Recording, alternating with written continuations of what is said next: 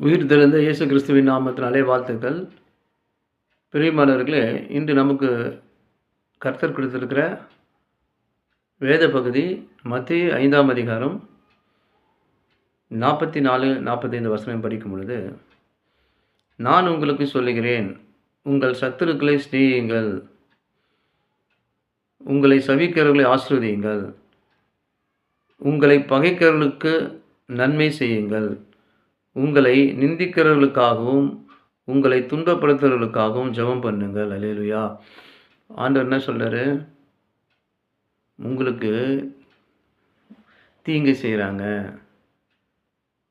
உங்களை எதிர்த்து நிற்கிறாங்க, உங்களுக்கு விரோதமாக அவங்க காரியங்களை செய்கிறாங்க, நீங்கள் முன்னேறக்கூடாது, நீங்கள் நல்லா இருக்கக்கூடாது, ஆசீர்வாதம் இருக்கக்கூடாது, நீங்கள் செழிப்பாக இருக்கக்கூடாது, கீர்த்தியும் புகழ்ச்சியும் இருக்கக்கூடாது.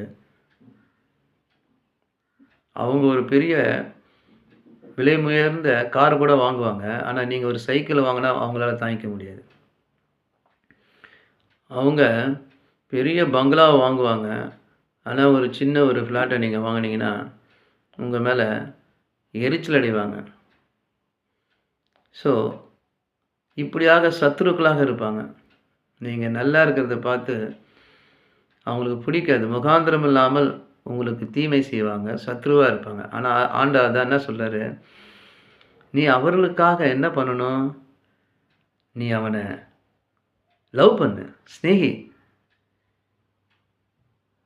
உன்னை சபிக்கிறான்ல, உன்னை சபிக்கிறான் அவன். வாய் சபிக்குது. ஆனால் நீ என்ன பண்ணு?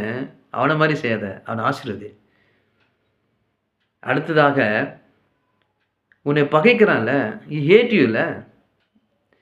நீ நன்மை செய்தாலும் அவன் தீமை தான் செய்கிறான். உன்னை புரிஞ்சுக்கவே மாட்றான். அவனுக்கு என்ன தேள் மாதிரி கொட்டிக்கிட்டே இருக்கான். ஆனால் நீ என்ன பண்ணு? பகைக்காத, அவனுக்கு நன்மை செய். எப்படி அழகாக கற்றுக் கொடுக்குறாரு பாருங்க ஆண்டவர். அப்புறம் உங்களை நிந்திக்கிறாங்களே, அது மட்டும் இல்லை, உங்களுக்கு துன்பம் கொடுக்குறாங்களே, அவங்களுக்கு என்ன சொல்கிறாரு?